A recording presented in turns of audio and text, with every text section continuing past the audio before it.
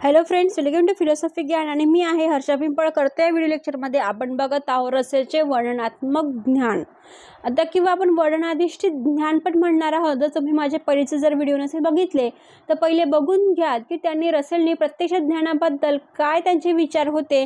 ते मी सगळेच video upload केलेले असणार आहेत आणि या व्हिडिओमध्ये आपण बघणार आहोत त्यांचे वर्णनाधिष्ठित ज्ञान किंवा आपण त्याला म्हणून परिचयात्मक ज्ञान म्हणणार आहोत. या दोन्ही नावांनी ते ओळखले जातात. आणि आता बघा, या वर्णनाधिष्ठित ज्ञान आपण किंवा वर्णनात्मक ज्ञान म्हणूया त्याला. आता विषयाच्या यादीनुसार जर आपण लक्षात ठेवले की तुम्ही रसेल म्हणतात की संवेदनाहून भिन्न असलेल्या तथाकथित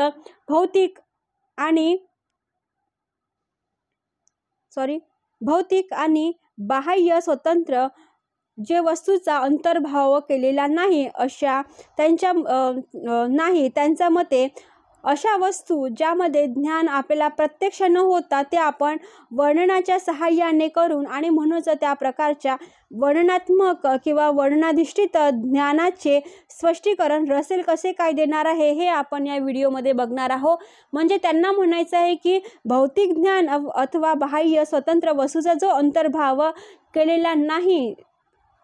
केलेला नसणार आहे अशा वस्तूचं आपण वर्णन कसं करायचं. तर तुमच्या डोक्यात आलंच असेल हा क्वेश्चन की आपण वर्णन कशाचं करतो. एखाद्या वस्तूचंच वर्णन करत असतो किंवा एखाद्या व्यक्तीचं वर्णन करत असतो. म्हणजे तुम्ही जे बोलत असता ते तुम्ही बोलत नसून त्याचं काय करत असता, बघत नसून तुम्हाला संवेदनानुसार होत नाही तर तुम्ही त्याचं काय करता, वर्णन करत असतात. तर असं कोणाचं मत आहे, रसेलचं मत आहे.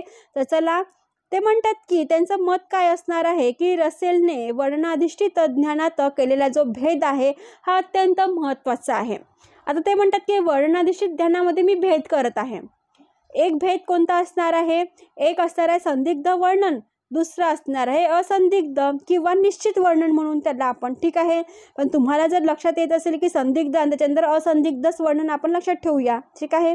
थोडक्यात रसेलचे वरील मत असे म्हणता येईल की जेव्हा एखादे वर्णन कोणत्याही विशिष्ट व्यक्तीला अथवा वस्तूला लागू न पडता सर्व सामान्य व्यक्तीला अथवा वस्तूला लागू पडते तेव्हाच ते वर्णन संदिग्ध होत असते, ठीक आहे.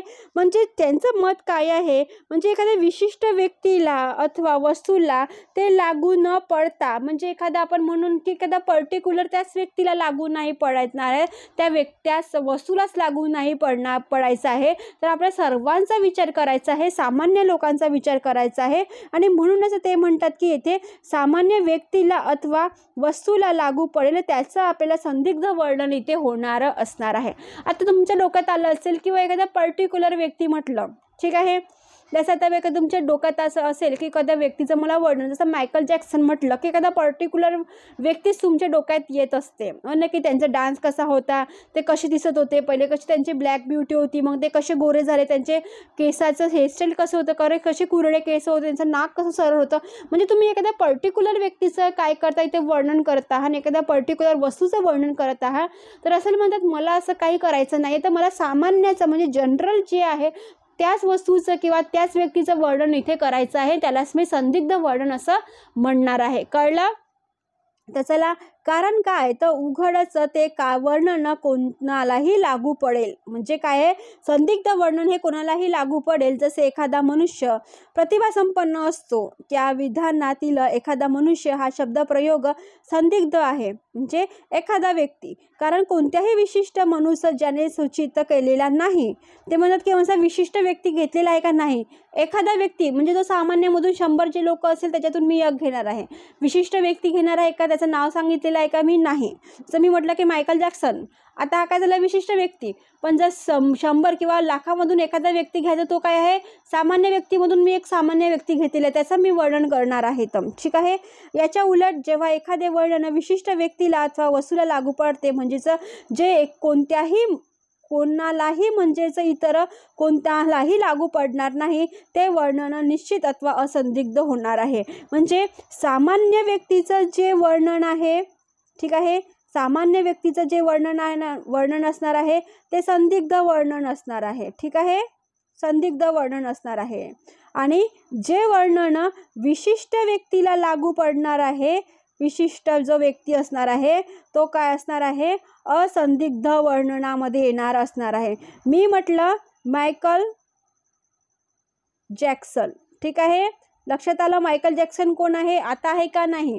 पण तुम्हाला मायकल जॅक्सन म्हटलं की त्यांचे डायरेक्ट डान्सचा मुवमेंट तुमच्या डोळ्यामध्ये येत असते, सगळ्यांनाच येत असणार आहे. पण मी म्हटलं की फक्त विशिष्ट व्यक्ती म्हटलं तर त्याचं वर्णन कुठे येणार आहे, असंदिग्ध वर्णनामध्ये येणार आहे. लक्षात आलं दोघांमधला फरक. तर चला, त्याचं उदाहरणार्थ लोखंडी मुखवटा चढविलेला मनुष्य हा विशिष्ट शब्दप्रयोग विशिष्ट व्यक्तीलाच लागू पडतो, कारण लोखंडी मुखवटा विशिष्ट व्यक्तीच लागू करणार आहे. एखादा जसा डान्स फॉर्म जर करत असेल, कोणी डान्स करत असेल तर तो व्यक्ती विशिष्ट टाईपचा काय करणार आहे, गेटअप करणार आहे. आणि म्हणूनच ते म्हणतात की लोखंडाचा मुखवटा घातलेला जो मनुष्य असणार आहे तो विशिष्ट असणार आहे. म्हणून त्याला आपण त्यापैकी संदिग्ध वर्णनाविषयी जरी अनेक प्रश्न उपस्थित होऊ शकला तरी रसेलचा केवळ असंदिग्ध वर्णनाविषयीचं कर्तव्य इथे आपल्याला पाहायला मिळत असते, कारण ज्या प्रश्नाचा रसेलचा विचार करायचा आहे त्या प्रश्नाची असंदिग्ध विचाराचा निकटचा संबंध आहे असे मत इथे आपल्याला मानले जात असते. आणि म्हणूनच ज्या विशिष्ट व्यक्तीला अथवा वस्तूला निश्चित वर्णन लागू पडणे ते आपल्याला माहीत असते, परंतु जिचे प्रत्यक्ष ज्ञान आपल्याला होत नसते अशा वस्तूच्या आपल्या होणाऱ्या ज्ञानाचे स्वरूप काय असणार आहे हे इथे आपल्याला बघायचं असणार आहे. तर पहिला जो पॉईंट असतात ते आहे निश्चित वर्णन लागू पडणारी विशिष्ट व्यक्ती वस्तू अस्तित्वात आहे हे आपल्याला माहीत असणे म्हणजेच असा आपला विश्वास असतो. आता निश्चित वर्णन जेव्हा करायचं असते तर फर्स्टली काय असलं पाहिजे, तो व्यक्ती अस्तित्वात असला पाहिजे, प्रत्यक्ष असला पाहिजे ना, कळलं. त्याचा तुम्हाला विश्वास असला पाहिजे की हा व्यक्ती अस्तित्वात आहे. सेकंड पॉईंट, परंतु अशा व्यक्तीचे अथवा वस्तूचे प्रत्यक्ष ज्ञान आपल्याला झालेले नसते आहे ना. प्रत्यक्षात आहे पण अशा वस्तूचे आपल्याला ज्ञान होत असते का, सगळ्याच गोष्टीचं ज्ञान होते का आपल्याला प्रत्यक्षानुसार, नाही.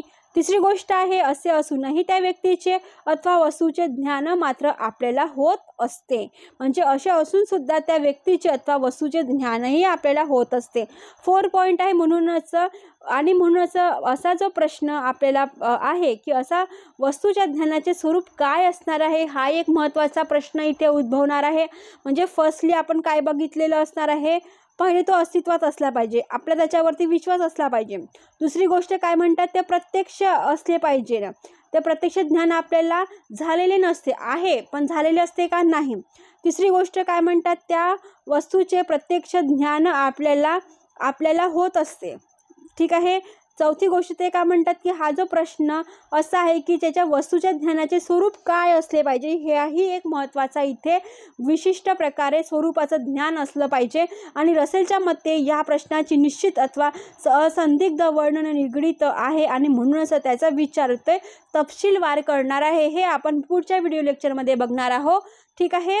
व्हिडिओला लाईक करा, शेअर करा आणि सबस्क्राईब करायला विसरू नका. आणि हो, महत्त्वाचं म्हणजे कमेंट्स करायला विसरू नका. तुम्हाला कुठल्या व्हिडिओ म्हणजे टॉपिकवरती अजून व्हिडिओ पाहिजे आहे, तुम्ही तुमच्यापर्यंत लवकरात लवकर पोहोचविण्याचा पुरेपूर प्रयत्न करेल. थँक्यू.